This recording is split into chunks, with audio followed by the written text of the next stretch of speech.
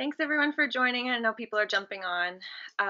Welcome. Tonight we have Dr. Brandon Rocque. He's going to talk a little bit about, so we had actually provided the live stream of the pediatric neurosection meeting, and Dr. Rocque has informed me that he actually wasn't at the meeting, but he's happy to answer the questions that everyone has following that meeting. This is kind of going to be a little bit of a debrief for patients that had attended or that weren't able to make it, that wanted to hear a little bit more about what went on. So I guess just for consistency's sake, Dr. Rocque, would you be able to introduce yourself, talk a little bit about why you got involved studying Chiari and treating Chiari and syringomyelia related disorders, and then from there I can just start jumping into the questions. And just as a matter of housekeeping, if you guys have questions as we go, please feel free to use the chat.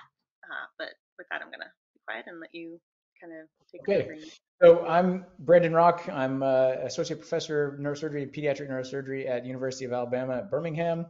I have been involved with CSF for, well, it's getting to be a good long time now. I got roped into a project that one of my mentors in was doing many years ago, Dr. Iskandar, and he brought me along to a CSF meeting, and I've kind of been involved with the organization ever since. Chiari is one of the core conditions that pediatric neurosurgeons treat. Almost everyone in our field sees patients with Chiari and treats Chiari and syringomyelia, and so that's it's definitely a part of what I do. But really, because of my involvement with CSF for all these years, it's a little bit of an academic focus as well. So we've done work, trying to figure out who is going to benefit from Chiari surgery. Are there ways that we can predict based on imaging or clinical characteristics who's going to be the right candidate for surgery? Some of these, sometimes it's very straightforward to say, okay, you have a Chiari and I'm pretty confident that you're going to get better with surgery. Sometimes it's very straightforward to say, no, you have a Chiari, but this is not causing any of your symptoms you're having, and don't worry about it. And then there's a lot of uncertainty in that middle ground, and that middle ground, I think, is where CSF as an organization and we as a field need to focus our efforts, and so hopefully that's what we're doing. But with that, I'm happy to talk about Chiari and answer any questions you happen to have. As Kaitlyn said, I did not attend the meeting, unfortunately, but I'm at least a little bit familiar with what was presented. Some of it was work done by our group at UAB, so I can definitely talk about those projects. But the floor is yours. Awesome.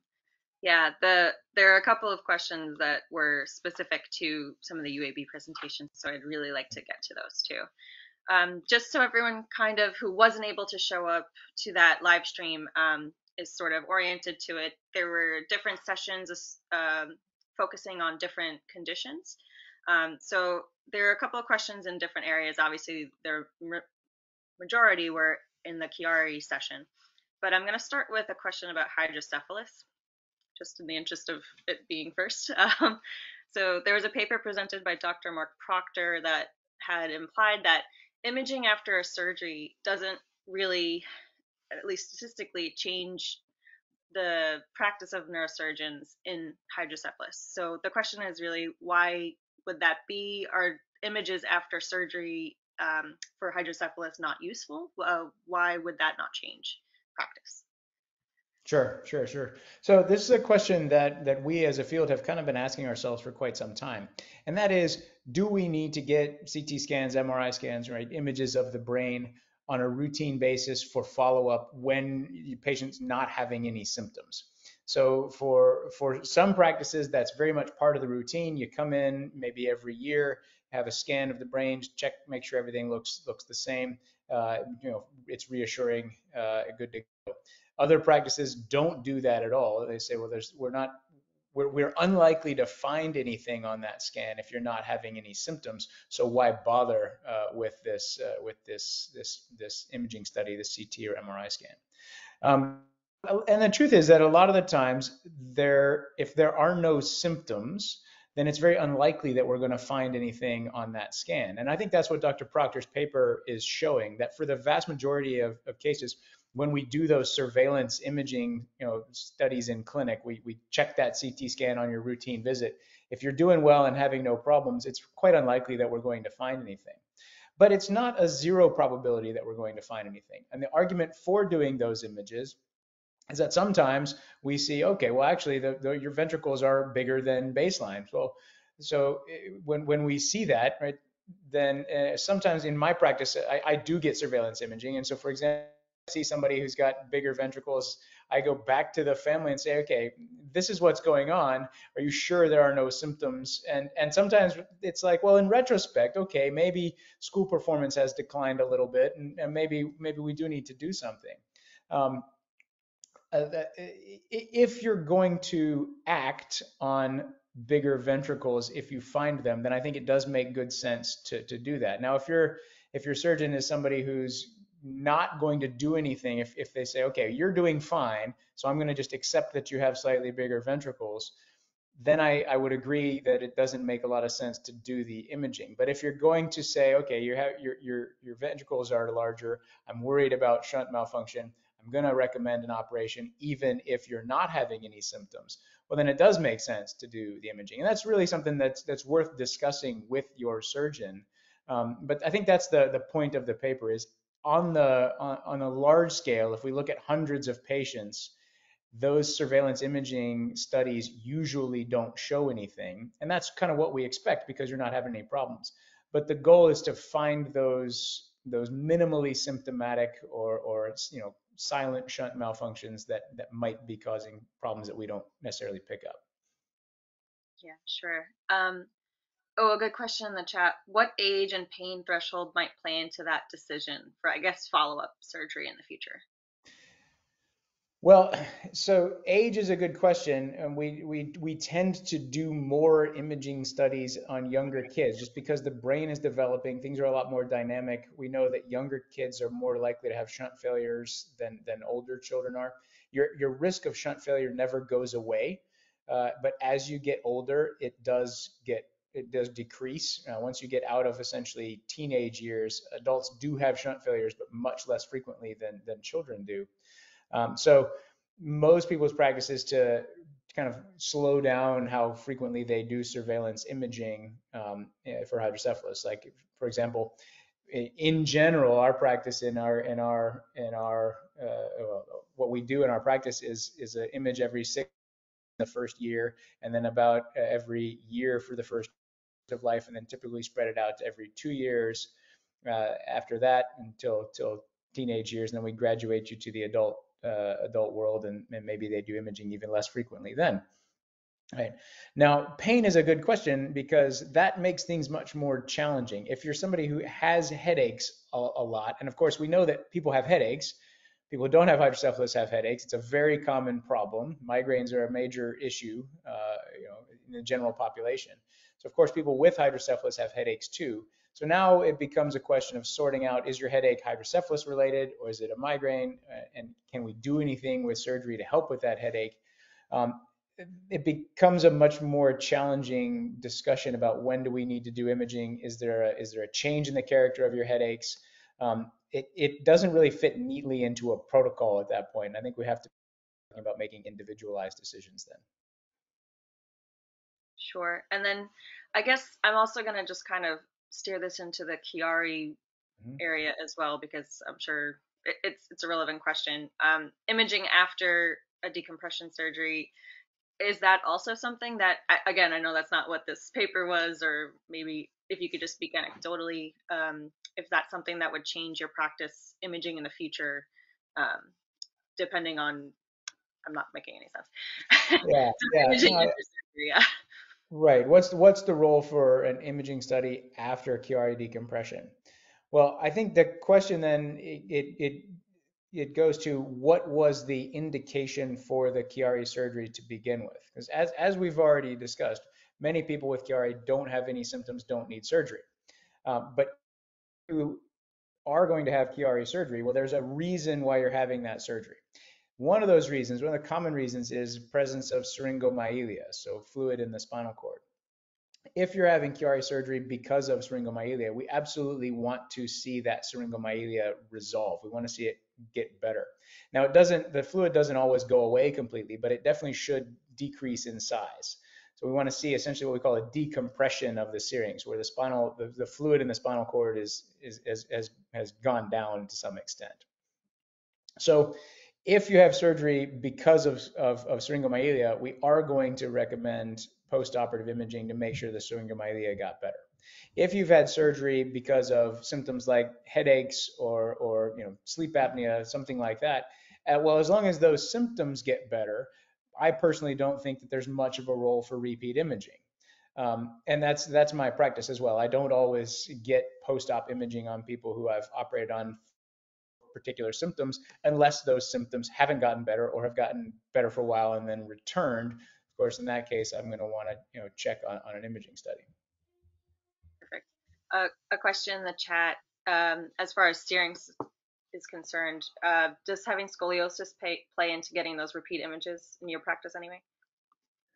Scoliosis is something that by itself typically needs to be followed with imaging. So you're going to end up getting X-rays to check on the progression of scoliosis, right? Scoliosis, we know if you have a syrinx, it puts you at risk for scoliosis. We know that if you have Chiari, it puts you at risk for having a syrinx. There's not as great of a link between Chiari and scoliosis directly without that syrinx as the intervening step. But bottom line is with scoliosis, once the curve gets to a certain severity, we know that no matter what we do with Chiari or syringomyelia, gravity kind of takes over and it's going to curve slowly get worse. So repeat imaging is probably something your doctor is going to want to do to make sure that the scoliosis is not getting worse.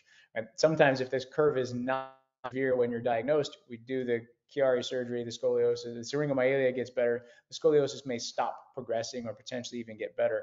But those are definitely things that most physicians are going to want to follow. Right? If you have scoliosis, you're probably going to continue to get scoliosis X-rays going forward. Sure.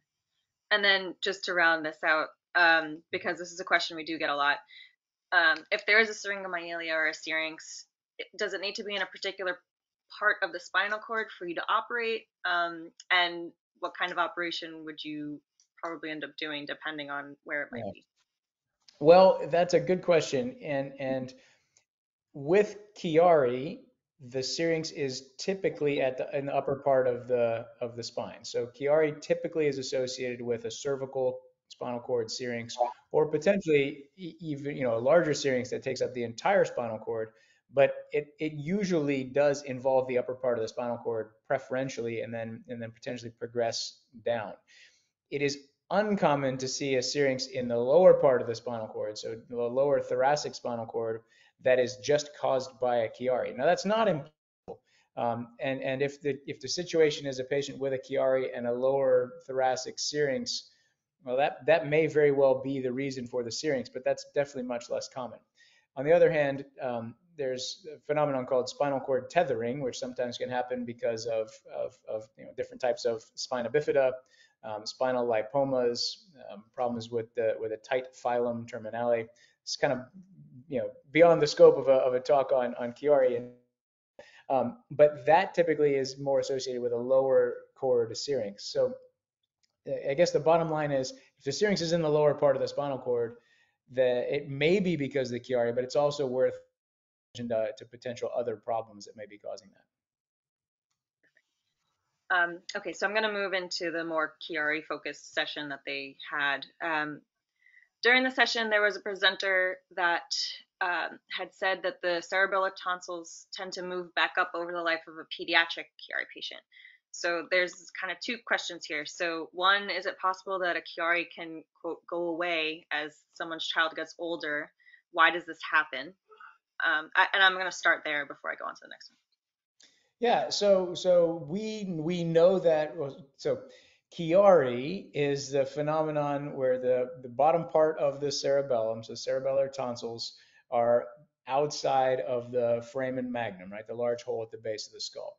Now we use a cutoff measurement most of the time of 5 millimeters. So if the tonsils are 5 millimeters below the foramen magnum, that's considered a Chiari. But that number, that 5 millimeters, is something we kind of just made up in the 80s. And it's definitely like widespread use. Everybody uses that benchmark. But that by itself is it's used as a cutoff, but it's not the most important measurement, right? So with that in mind, if we look at large numbers of scans, right, tens of thousands of MRI scans, we see that the tonsil position tends to be lower in younger kids and higher in older kids, older patients. In fact, we've done these studies with patients up into their 80s, and the older you get, the less likely it is that those tonsils are going to be outside the foramen magnum. Now, part of that is just because of the way the skull grows, the way the brain grows, and then actually once you get past about your early 20s, the brain starts to shrink in everybody. So when you get up into the 60s, 70s, 80s, you have physically less brain tissue. So that's part of the reason why the tonsils end up at a high position. So to answer the question, we know that the tonsils will elevate. They'll slowly progress up as a individual ages, and absolutely Chiari can get better because of this. So symptoms may go away um, as you get older, if that's the case. If you've got a Chiari that's just kind of borderline being severe enough to cause symptoms, and then as you get older the tonsils move up, well, that actually may mean your symptoms might go away. Um, and the imaging can definitely change over time. Yeah. Sure. And then I guess as a follow-up to that, particularly in kids, it's a question that a lot of parents ask. If it might get better on its own, in what situation would a parent choose to have surgery with their child? So at that, what point does Yeah. the outcome of surgery kind of outweigh the potential negatives of the risk of surgery itself? Yeah, absolutely. This is the fundamental question about, whenever we're talking about surgery, we got to balance the risk of doing surgery with the risk of not doing surgery. So in my practice, there are three reasons why you have a Chiari decompression, right? The first is if you have the presence of syringomyelia, right? Chiari, we know, causes syringomyelia. Syringomyelia, we know, puts the spinal cord at risk, where you can start to lose function. So problems with function in the hands, problems with walking, problems with pain and temperature sensation. If that happens, it doesn't always get better if you treat it later. Therefore, we want to treat it before it gets worse. We want the syrinx to go away and prevent that loss of neurologic function. So number one, if you have syringomyelia, I'm going to recommend a Chiari surgery, because I don't want to take the risk of not doing surgery and you having problems from that later, right? Number two is if it's causing symptoms, it was causing neurologic dysfunction, particularly with the lower cranial nerves or with sleep apnea, right? We know that Chiari can be associated with sleep apnea. So a child, for example, who has sleep apnea and a Chiari, I'm going to usually recommend a decompression, because sleep apnea has consequences. Right? We know that the risks of that are real now, and that the risks of that are probably greater than the risks of the surgery. Right? And the third reason for surgery is pain. If somebody's having terrible, posterior headaches, base of the skull, top, worse with coughing, and that's really dominating their day-to-day life, well, that's not necessarily a question of neurologic function, but pain it can be a big problem. And Chiari surgery is very likely to cure that particular.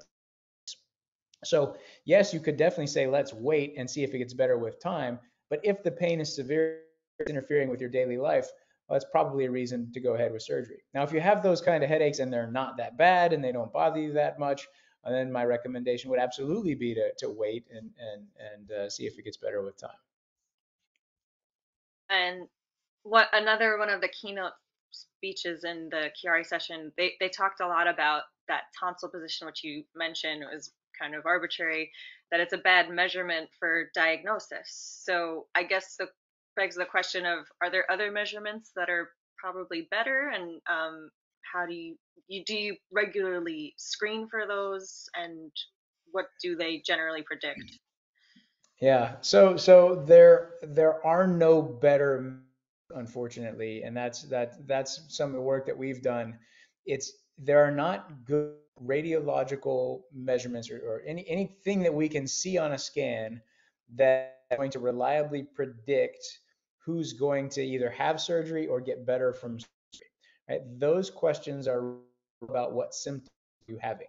So what we end up with is a the tonsil position is kind of the gateway to seeing a neurosurgeon for the most part, because we in general don't get involved until somebody has decided that you need an MRI scan. You get that MRI scan, it's interpreted as having a Chiari, and then you get referred to a neurosurgeon. So I don't think I've ever seen a patient who's been referred to me for a concern about Chiari who doesn't already have the imaging study done. Um, so the that measurement is kind of what gets people in the door. And then if we're going to make a decision about surgery, it's going to be based on all those things we've already talked about, particularly what symptoms are you having. It's certainly not based on the measurement or the position of the tonsils. A minute. Okay, thank you. And then again in that keynote, it was said a little tongue in cheek, but they said that they kind of haven't found a symptom that hasn't been associated with Chiari at some point, kind of saying that, it's really hard to diagnose. So the question then is, how do neurosurgeons basically tell the difference between something that's, quote, a Chiari symptom versus Yeah. either a normal bodily function or even a symptom of something else? Right, and that's what we led off with as well, that kind of middle ground. Right? So are you having symptoms that might be Chiari related, but it's hard to tell?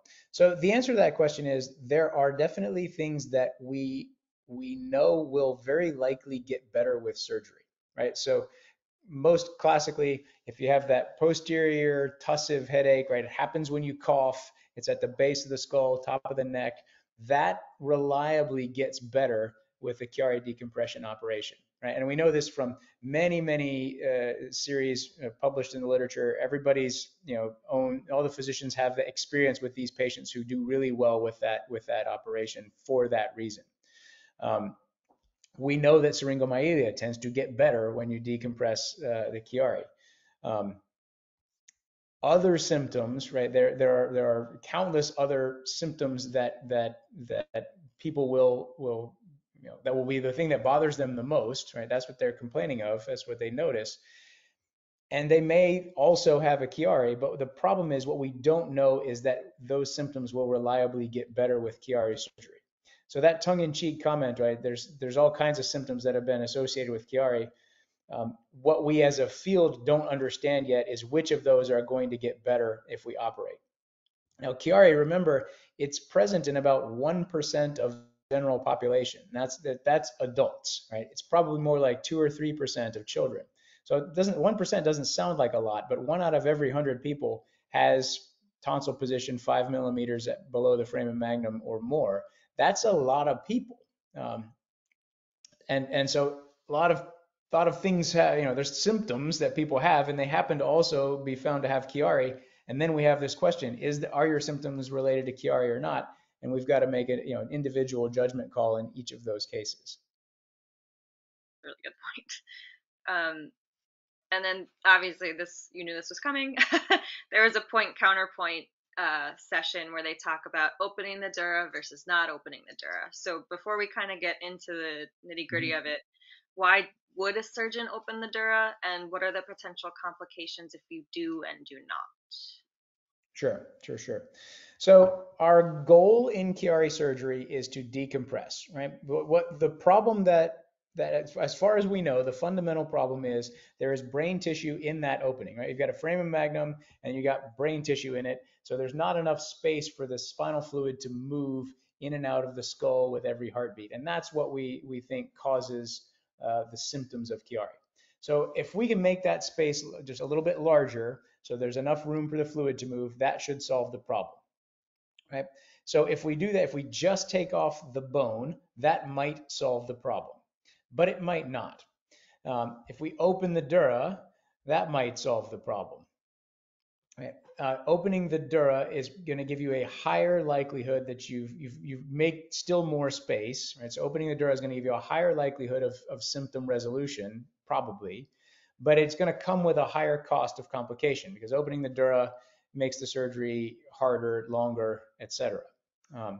The complications that can occur with opening the dura, one is bleeding. Sometimes there are big blood vessels within the dura itself, and as you open, it can bleed quite a lot. Sometimes you may need a blood transfusion, things like that. Blood can be very irritating to the brain, so if blood spills into the space around the brain, that can cause pretty bad headaches. So bleeding is one potential complication. And the other one is spinal fluid leak, right? The CSF, spinal fluid, is inside the dura. And if you never open the dura, you're not going to have a leak. Right? If you do open the dura, then it depends on how well you close it, how well you sew in the patch that's making the dura larger, how well you close the incision, if there's elevated pressure in the head from hydrocephalus. These are all things that are going to factor into whether or not there's a leak. So the most common complication after opening the dura is in fact spinal fluid leak, and that's the thing that we all worry about. So to talk about this a little bit more, you have a follow-up question, Kaitlyn? No, go ahead.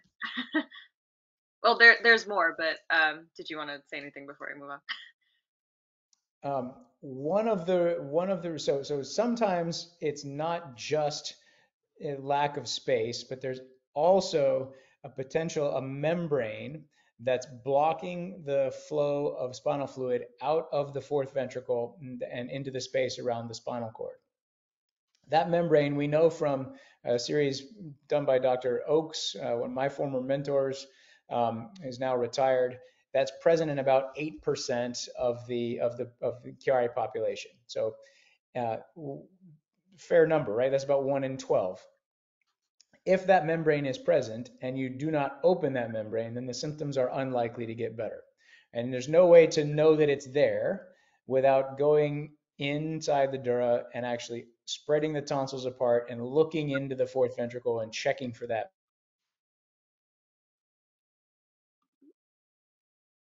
Answer medical student actually gave at the meeting, UAB. Are you still hearing me? Sorry, it kind of froze for a minute, but go ahead. Yeah. So this is a study that we did here at UAB that one of our medical students presented, trying to looking at all of our patients and which ones actually had that veil, that arachnoid veil obstructing the fourth ventricle. And there was not a way to predict based on imaging parameters, right? Measurements you can take before surgery. There was no way to predict whether you're going to find that or not. So if you want to make sure that you've opened that veil, you have to look for it, and that means you have to open the dura. And so that's one of the downsides of not opening the dura, is that you're going to miss that in 8% of patients.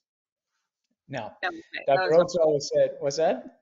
That was one of the follow-ups, so I'm glad you talked about it. Yeah. Dr. Oakes would always say that veil is going to be present in 8% of patients. So if your complication rate when you're opening the dura is higher than 8%, then you probably shouldn't open the dura because the balance doesn't work out in your favor then. If your complication rate is lower than 8%, well, then you probably should be opening the dura because if you have the veil there and you don't open the dura, then the symptoms are not going to get better. You're going to have to come back and do that surgery again. Sure. And then I guess to round this conversation out, is there one that you'd prefer to do or not do? Yeah, I prefer to open the dura. I'm a trainee of Dr. Oakes. That's my bias. I've always been a dura opening Chiari surgeon, and I have not had any really significant complications from that. Every surgeon who does this has had some CSF leaks. I'm no exception, but the rate is low, and I think the benefit outweighs the risk for almost everybody. Sure.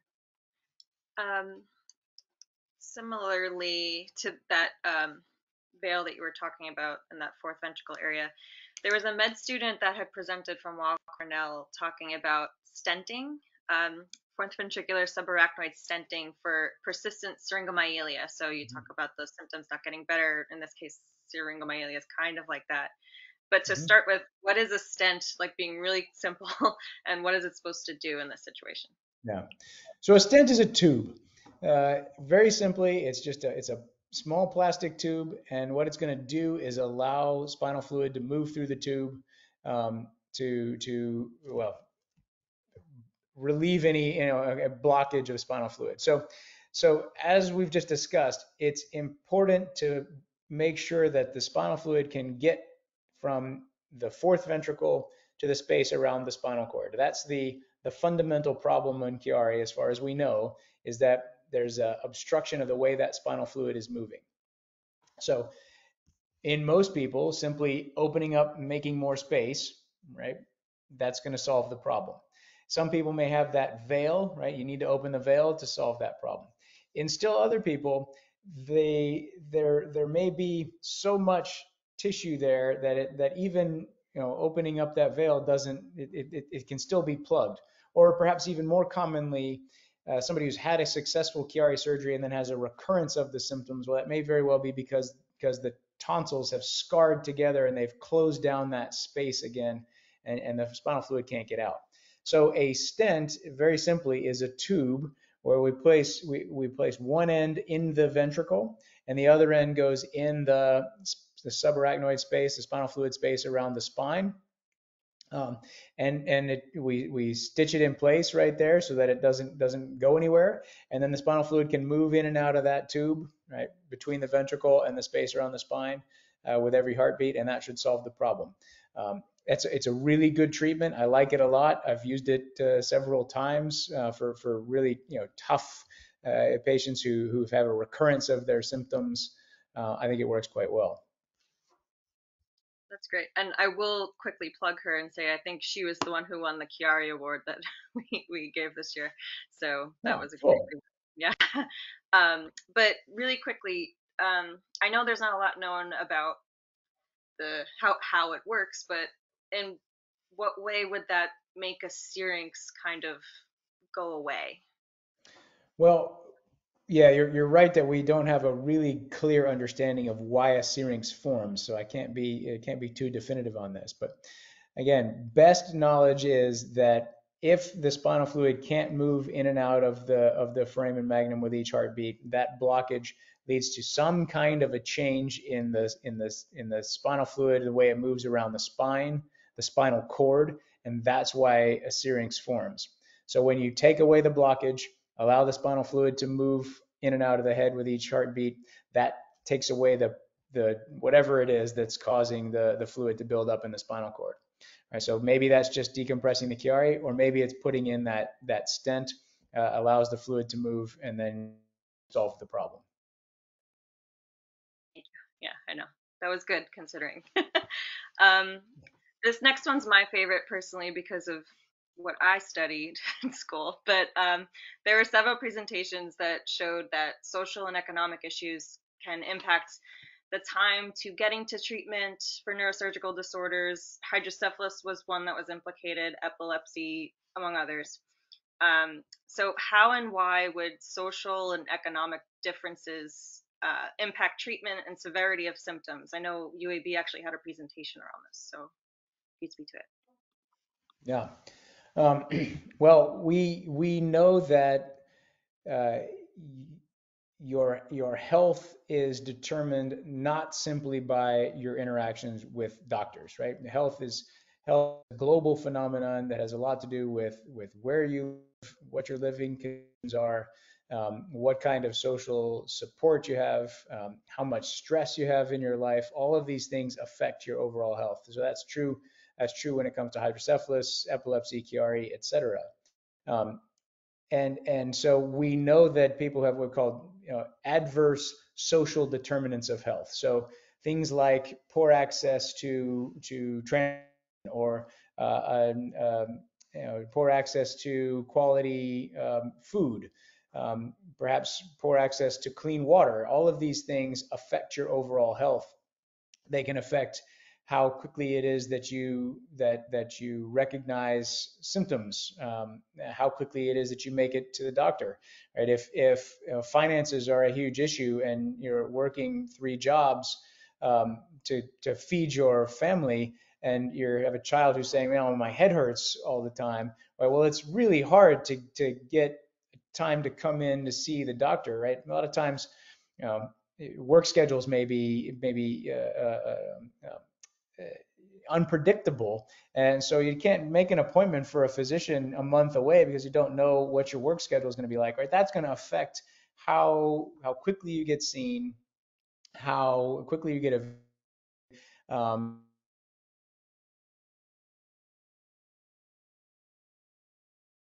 you get. Those things are going to be affected. All those things are going to be affected by these social determinants of health. So it definitely affects time to getting to physicians. It affects how you respond to treatments. And it's our job as physicians and as researchers to take these things into account as we are studying these conditions. And then I don't know how much you know about the UAB work that was done. They looked at socioeconomic status and hydrocephalus. Um, I don't know if it was time to treatment. Now my brain's kind of not remembering exactly, but I don't know if you could speak to it a little bit specifically. I think this was a study about the COVID era, correct? I Was this? believe, yes. Yeah, yeah. So what we did with that study was, so hydrocephalus is a condition that should not be affected by the COVID pandemic, right? It doesn't necessarily change how many people get diagnosed with hydrocephalus. It doesn't change how likely your shunt is to fail. So what we should see over the course of the pandemic, if we compare how many shunt operations were being done before COVID to how many shunt operations are being done during the pandemic era, right? We shouldn't see a difference because there's no reason why that should be affected. But in fact, what we saw is there's a couple of epochs during the pandemic where we did see a drop off in the number of hydrocephalus operations that were being done. April of 2020, when governments, state governments around the country shut down hospitals, and then there were slightly smaller drop-offs during a couple of the surge periods, January, December, January of 2021, I think is one of them. And what we tried to do with that study also was figure out not only are there fewer surgeries being done, but who accounts for those fewer surgeries? Are we seeing fewer surgeries in people of certain race or people of certain socioeconomic status? And I don't remember off the top of my head exactly. The bottom line was there weren't a lot of really significant associations. There wasn't like a big smoking gun. Okay, here's a problem area. There were a couple of significant associations. I think during a couple of the surges, we actually saw a much more significant drop off in the number of and the proportion of white patients having shunt surgeries rather than African Americans or minorities, which is something that we don't have a good explanation for. But again, this goes to the point earlier. These are things that affect healthcare, and it's our job to include them as variables anytime we're doing a study of any kind of condition. Um, I think to just kind of talk more about the like holistic healthcare situation, there was a question that came up that actually Dorothy had posed to me about transition of care and how there's really it's not clear for patients when they're kind of graduating, I guess is a Mm-hmm. terrible term for it, but is there a general methodology that parents should be handing their children off to an adult surgeon, particularly in these CSF disorders and Chiari and stuff like that? Yeah, so it's a great question, and again, there's a universal answer to this, and then there's the answer that everybody's going to have to an individualized answer. Um, Everybody grows up, and so everyone is going to eventually change from that pediatric model of healthcare to an adult model of healthcare. Now, in some healthcare systems, that means you keep seeing the same doctor, right? Same surgeon potentially sees adults and children. Don't have to make any significant changes, except that for most people, when they become an adult, they have to take a little bit more responsibility for their healthcare, right? Eventually taking care of their own appointment scheduling, managing medications, um, and even transitioning to more independent living, things like that. Those are universal. They're going to happen regardless of what changes happen with your doctor. Now, there are other systems where that's not possible. So I work in a pediatric hospital where we essentially don't see patients over the age of 21. Now, there can definitely be exceptions to that, but overall, that's generally our policy. So we want to work towards a transition to an adult neurosurgeon at around age 21. So what regardless of what your system looks like, who you're going to see as an adult, what everybody can do is try to prepare for that transition to the adult model of healthcare.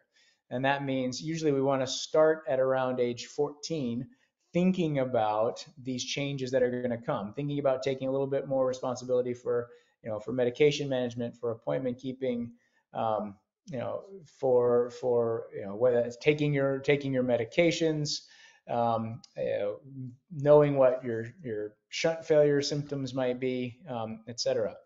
Um, for Chiari, I don't know that we have any.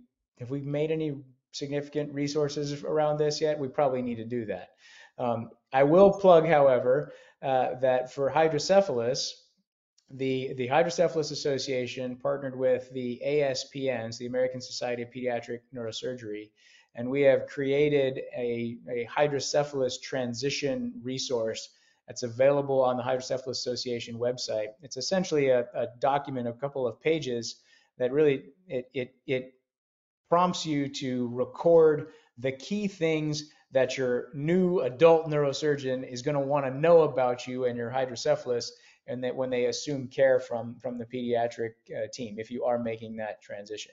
Or if you're not making that transition to another surgeon, it'll prompt you as the patient and the family to make sure that you know the key facts about your own hydrocephalus. So I'll plug that. The Hydrocephalus Association has that transition resource available. And yeah, Kaitlyn, we should probably make one for Chiari. Yeah, now I'm thinking about it. So I actually think this would also apply to maybe adults who are moving or going to a new place, who maybe they have like a stable situation, but like you said, there's always a chance that a shunt, especially, might eventually fail. So No, I you're would absolutely argue, right.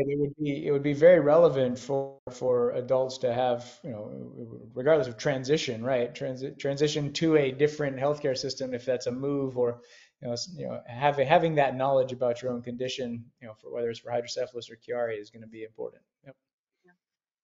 and then I would ask you, for maybe the younger patients, is this something that maybe a parent would maybe want to get together and just have organized, just on the off chance that as they get older, even as when they're adults, they can have that information kind of ready and available to just hand them in a packet when they go see whatever adult physician they're going to need to see. Well, when it comes to hydrocephalus, there are certain things that they're always going to be important, important information. So, what is the cause of your hydrocephalus? What are the symptoms you have if you have a shunt failure? When was your last shunt failure? What does your imaging study looks like during a time of shunt failure? These are the kind of things that are collected on that instrument. Again, to plug more Hydrocephalus Association content, they actually have something called the Hydro Assist app. You can download it on your phone, and it prompts you again. It's a way to store all of these little bits of information about the condition, so that it's with you all the time, and portable, and you can take it to your next doctor, etc. Yeah, thank you. We I know. should think about making one of those for Chiari too. Yeah, I know. Dorothy was speaking with, I believe her name's Diane, at Yeah. Hydrocephalus Association. So she was talking to her a lot about that kind of stuff. There is one final, actually, there's two kind of questions. So someone also mentions that it might also be helpful to track barometric pressure on setup, which I noted. I'm gonna That write is it. an interesting point, and we hear that a lot. And what I will say though is that no one has ever been able to prove an association between barometric pressure changes and shunt function.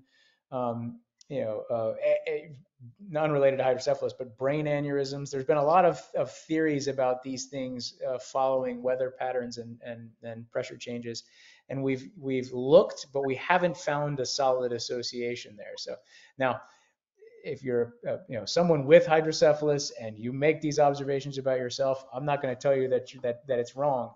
But we haven't really found any solid evidence linking them yet. It's really hard to measure that too. A question, Claritin D, can that help I, with barometric pressure headache? I haven't the foggiest notion. I am not a headache specialist and nor an allergy or sinus specialist, so I can't answer that We'll one. bring in a neurologist to Yeah. answer that one. I'm gonna write it down. But yeah, that's a good point. I have questions about that too. I guess I had a terrible migraine actually a week ago. It lasted for a couple of days. I couldn't handle it. But I did want to get to this question. We actually got this question on our online community support, um, inspire.com. So they said, my question, my neurosurgeon ordered a CSF flow study with my latest MRI, but the radiologists were unable to get what they needed after trying 3 times and having me try different breathing techniques. The MRI came out great, but they have no flow study to report back. So they firstly ask, is this unusual? And then I guess I would follow up with, how important is it to get that flow study, which is sort of a separate question. Well, so there's a big theme here. So we have never found an imaging study or a measurement that can predict who's going to do well with Chiari surgery, right? Who's going to benefit from the operation, or an imaging study that predicts how severe your symptoms are going to be, and that includes CSF flow studies. So in my practice, I don't use them. They definitely can be done. They're a bit dependent on the how well your MRI team knows how to do the study. Um, so it's dependent on a bit on the hardware, the MRI machine itself, and the software, the protocols that have been set up to make the machine do what it's supposed to do. So CSF flow studies, they are a little bit more challenging to do than just regular taking of the picture. And again, in my practice, I don't use them because I don't know what to make of the information. I don't find that they give me information that helps me make a decision along with the patient about whether we're going to do surgery or not. So therefore, I don't bother with them. Is it unusual to not be able to get a good quality flow study? I don't know the answer to that. You know, Certainly not every flow study that gets done is a good quality flow study. We definitely get some that are kind of ridiculous looking, and those we don't know what to do with. But that being said, even the really good quality ones, I'm not sure what to do with. So it's good that the person who asked this question got a good quality MRI scan. That's it. That's important. I wouldn't worry too much about the flow study. Okay, that's good. That's at least validating. They don't have to worry about it. And then we did get a question late yesterday, basically asking, everyone knows that you see pediatrics at UAB, but I actually didn't know who specifically saw the adults at UAB, so not at children's, but at the adult hospital. So if you could just give us like who people can contact for pediatrics versus adults in Birmingham. Sure. So in Birmingham, pediatrics is anyone at Children's of Alabama. So there are 4 neurosurgeons in our practice: Jeffrey Blount, Curtis Roselle, James Johnston, and me, Brandon Rocque. We will all happily take care of patients with Chiari, children with Chiari.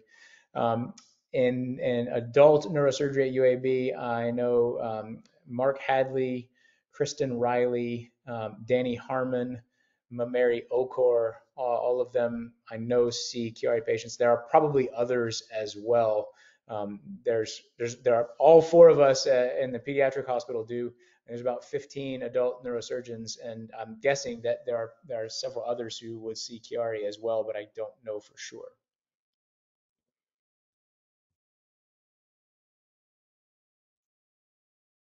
All right, that took a minute. Thank you.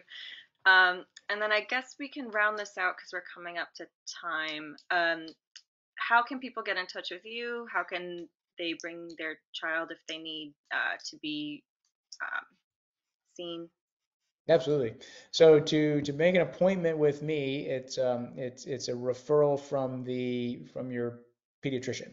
So your pediatrician will send a referral to our office, the Pediatric Neurosurgery at Children's of Alabama, and we'll get you in. Our wait is not particularly long. Usually within about a month, we can get most people in. Contacting me, outside of becoming my patient, so to speak, contact CSF and they can put you in touch with me. Perfect. Actually, and then I did want to ask you, and I may as well do this live, who you have for neurology partners at UAB. Yeah, so we have a neurologist who sees Chiari patients along with a neurosurgeon. His name is Dr. Leon Dure, D-U-R-E. Dr. Dura and Dr. Roselle see a clinic once a month for patients with Chiari, and usually those are patients who are unlikely to benefit from surgery. And the nice thing about that clinic is those are almost always people who have pretty but headaches that are not the ones that you would typically expect to get better with Chiari surgery. And it takes about 6 months or 8 months to get an appointment with the headache specialists at our hospital, because lots of people have headaches. But in this clinic, because of the potential the Chiari as well, you get to see a neurosurgeon, confirm that yes, we don't think really Chiari-related headaches, and then see the headache specialist immediately same day. So it's a really nice, I think, service that we're able to provide in that's called the Chiari Clinic. It's both neurology and neurosurgery. That's really helpful. I know a lot of patients, they ask us if they should be seeing the neurosurgeon or the neurologist first, and we try to tell them it's really good to get a workup from a neurologist before you necessarily have surgery. So that's why we try to make sure we can point them to someone at the Yeah, practice. yeah, and I'm not sure that it makes a big difference who you see first. Um, if you have symptoms that are that are typical Chiari and likely to get better with surgery, it does not make sense to wait for a neurologist appointment, right? Your neurosurgeon is going to be able to pick that up, do that evaluation, and get you treated potentially before. A lot of neurologists have pretty long wait times. But then on the other hand, if the symptoms are not seem like they're likely to get better with surgery, you're going to want to get in with that neurologist. Yeah. Right, exactly. So, but that's good that you guys have that whole clinic where you can kind of see both of them just in case Yeah. one needs to be ready. So I just wanted to thank you so much for doing this tonight. I really appreciate you being available, even though you weren't at the meeting. And thanks everyone for joining. Obviously, this will be recorded as well. So I hope everyone has a great night. Thanks, everybody. Good night. Thanks, Dr. Rocque. Thank you.